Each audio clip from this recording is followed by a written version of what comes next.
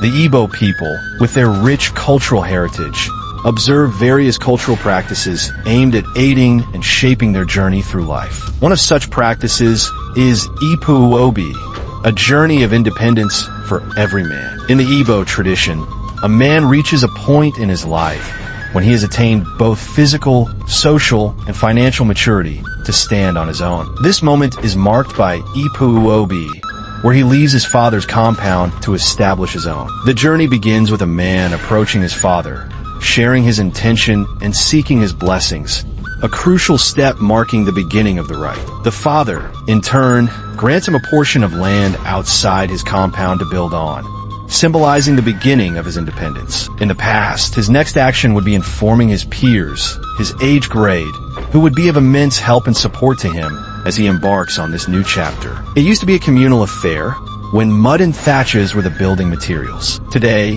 the practice has evolved, with cement, roofing zinc, and building rods replacing traditional materials. Professional masons and carpenters now take on roles formerly played by the age grade for a fee. As for the father's compound, the first son inherits the family's sacred obi, the spiritual heart of the family, after the father, and becomes responsible for caring for it and the other family's spiritual altars. The youngest son inherits their mother's quarters. Ipu obi is more than just a physical move.